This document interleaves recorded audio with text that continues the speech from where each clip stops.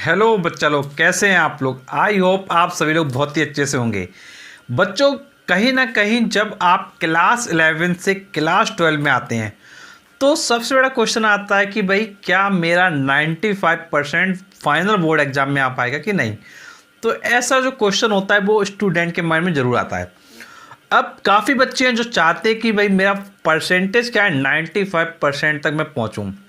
अब उसके लिए उनको कैसे अपनी प्रिपरेशन स्टार्ट करना चाहिए, कैसे उनको अपनी पढ़ाई आगे कंटिन्यू करनी चाहिए। तो बच्चों, आपका जो क्लास 11th है वो कैसा भी रहा हो, चाहे वो बर्बाद हो गया हो, चाहे आपने कम किसी रीजन से पढ़ाई कर पाई हो, उसको अब आप क्या पूरी तरीके से भूल जाइए। अब आपको फोकस करना है अपनी क्लास 12th पर कि भाई क्लास 12th की जो प्रिपरेशन है उसमें अब हमको आगे क्या करना है। अब देखिए, क्लास 11th में कुछ भी आपने पढ़ा हो या ना पढ़ा हो वो एक अलग मैटर है, बट अब जब आप क्लास 12th में आ चुके हैं तो आपको ये चेक करना है कि भाई क्लास 12th में ऐसा क्या करें कि हमारा जो परसेंटेज है वो 95% के अराउंड क्या है आ जाए। तो चलिए इसी वीडियो में इसी टॉपिक पर बात करते हैं। तो देखिए, सबसे पहले बात आती है कि भाई हमको कैसे स्टार्ट करना है। तो देखिए, थोड़ा सोच कर देखिए कि भाई अगर हमको एक टॉपर कैटेगरी में आना है और अपना 95% राउंड लेके आना है तो क्या करना पड़ेगा। तो देखिए, सबसे पहला जो फैक्टर आता है आपका वो आता है सिलेबस। देखिए, सबसे पहले आप क्या करें, अपना जो सिलेबस है उसको डाउनलोड करें। आपके जो सब्जेक्ट्स हैं, जैसा आपको पता है कि भाई क्लास 12 में आपके 5 सब्जेक्ट हैं। अब आप 5 सब्जेक्ट का जो सिलेबस है उसको प्रॉपरली पहले क्या कर लें, डाउनलोड कर लें। अब डाउनलोड करने के बाद आप क्या करें, अपनी बुक्स को लें। अब जैसे मान लीजिए आपका फिजिक्स का बुक होगा, केमिस्ट्री का होगा, इसी तरीके से आपकी अदर बुक्स होंगी। अब आप उन बुक्स को क्या करें, प्रॉपर देखें कि भाई कौन सी बुक किस सब्जेक्ट में बेटर होगी। ऑलरेडी मैंने आपको वीडियो दिया हुआ है बुक्स के ऊपर कि भाई फिजिक्स में कौन सा बुक लेना है, मैथ्स में कौन सा बुक लेना है। तो आपको ऑलरेडी वीडियो दिया गया है कि भाई आपको क्लास 12 में कौन सी बुक्स लेना है। तो अब आपको ये फोकस करना है कि भाई जो आपकी बुक्स हैं वो आपको लिमिटेड रखनी है। आप क्या करें, एक सब्जेक्ट की मैक्सिमम 2 बुक लें, 2 बुक से ज़्यादा ना लें। अब उन बुक्स को प्रॉपरली आपको क्या पढ़ना है। अब जैसा आपको पता है कि भाई मैंने आपको पढ़ने का तरीका ही बताया था कि भाई बुक आपको लेना है, बुक में क्या करना है। फॉर एग्जांपल आप डेफिनेशन देखें, उसका यूनिट देखें, उसका सिंबल देखें, उसका फॉर्मूला देखें, उसका एग्जाम्पल देखें, उसका कोई एप्लीकेशन देखें। तो मतलब आपको उस टॉपिक के रिगार्डिंग ओवरऑल इन्फॉर्मेशन देखना है। अब इसके बाद देखिए क्या पॉइंट आता है। अब देखिए, इसके बाद हमारा पॉइंट आता है कि भाई हमको अब क्या करना है, हमको अपनी बुक के जो सॉल्व प्रॉब्लम्स होते हैं उनको चेक करना है, जो हमारे बुक में बैक एक्सरसाइज होती है उनको चेक करना है। और उसके बाद नेक्स्ट स्टेप हमारा आता है कि भाई जो सैम्पल पेपर होते हैं प्रीवियस ईयर के वो हमको क्या है मिल जाते हैं।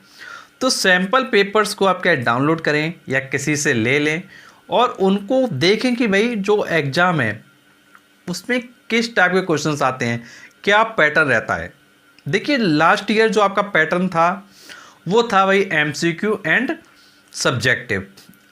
अब इस बार का जो पैटर्न है वो आप कंसिडर करके चलिए कि भाई मोस्टली चांसेस हैं भाई आपके सब्जेक्टिव है। अब देखिए, पैटर्न के अकॉर्डिंग आपको पढ़ना है, तो इस सब्जेक्टिव पेपर के अकॉर्डिंग आप पढ़ें। अगर इन केस पैटर्न में कोई चेंजेस होते हैं, कोई चेंजेस आते हैं, तो वो आपको क्या है इसी चैनल पे मिल जाएंगे। तो उसके लिए भी सिर्फ आपको चैनल सब्सक्राइब करके रख लेना है, जिससे आपको सारे अपडेट्स मिलते रहें। अब देखिए, मेन चीज़ है कि भाई एग्जाम का जो पैटर्न होता है उसके अकॉर्डिंग हमको पढ़ना है। अब देखिए, काफ़ी बच्चे क्या करते हैं, एग्जाम के पैटर्न के अकॉर्डिंग नहीं पढ़ते हैं, वो क्या करते हैं भाई पढ़ते जाते हैं। और एक सबसे बड़ी समस्या जो बच्चों की होती है वो होती है कि भाई जैसे मान लीजिए वो बच्चे स्कूल जा रहे हैं तो भाई स्कूल पे डिपेंड हो गए, कोचिंग जा रहे हैं तो भाई कोचिंग पे डिपेंड हो गए, या होम ट्यूशन पढ़ रहे हैं तो भाई तो होम ट्यूशन पे डिपेंड हो गए। तो देखिए, सबसे इंपॉर्टेंट फैक्टर आपको ये ध्यान रखना है कि भाई डिपेंड किसी पे नहीं होना है। देखिए, अगर आप स्कूल जाते हैं तो स्कूल से पढ़िए, अगर आप कोचिंग जाते हैं तो भाई कोचिंग से पढ़िए, यदि आप होम ट्यूशन जाते हैं तो भाई होम ट्यूशन पढ़िए, बिल्कुल पढ़िए, कोई दिक्कत की बात नहीं है। वहाँ से आप करें गाइडेंस लें कि भाई क्या क्या चीज़ें आपको बताई जा रही हैं। अब उसके बाद आप एक चीज़ ये क्रॉस चेक कीजिए कि भाई जो आपका सिलेबस है क्या उस सिलेबस के अकॉर्डिंग हमने सब कुछ पढ़ लिया है कि नहीं। अगर हमने उस सिलेबस के अकॉर्डिंग सब कुछ पढ़ लिया है तो कोई दिक्कत की बात नहीं है।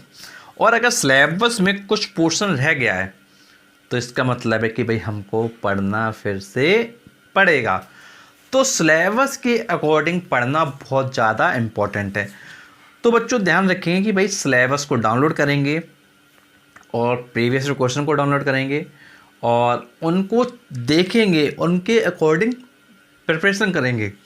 और देखिए जो बच्चे प्रिपरेशन करते हैं उनको नेक्स्ट पॉइंट ये याद रखना चाहिए कि भाई जब हम चीज़ों को पढ़ते हैं तो देखिए पढ़ तो हम लिया, लेकिन पढ़ने के कुछ दिन बाद क्या होता है वो चीज़ें हमारे माइंड से स्किप कर जाती हैं, उड़ जाती हैं।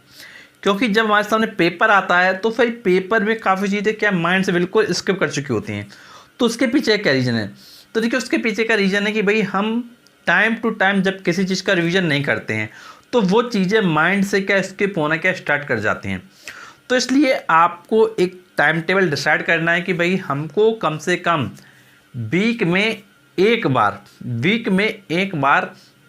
जो भी पढ़ा है उसको रिवीजन देना है। आफ्टर डैट 1 मंथ में जो पढ़ा है उसको रिवीजन देना है। आफ्टर डैट 2 मंथ में जो पढ़ा है उसका रिवीजन देना है।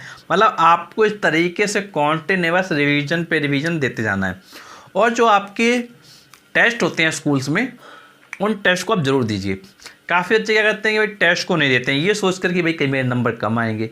देखो बच्चों जब तक आप टेस्ट नहीं देंगे तो आप अपनी परफॉर्मेंस कैसे चेक करेंगे? देखो बोर्ड एग्ज़ाम देने से पहले आप कितनी भी गलतियां कर लो कोई दिक्कत की बात नहीं है, लेकिन जब बोर्ड एग्ज़ाम दो तो वहाँ पर परफॉर्मेंस आपकी बिल्कुल अच्छी होनी चाहिए। जो कहते हैं कि भाई जैसे जब आपका एग्ज़ाम आ गया है फाइनल एग्ज़ाम तो उसके पहले आप कितनी भी गलतियाँ हो तो उन गलतियों का आपके रिजल्ट पे कोई फ़र्क नहीं पड़ेगा। लेकिन आपने फाइनल एग्ज़ाम में गलती की तो भाई वो आपके रिजल्ट को क्या करेगी? इफ़ेक्ट करेगी। जब वो आपके रिजल्ट को इफ़ेक्ट करेगी तो फिर आपको दिक्कत होगी।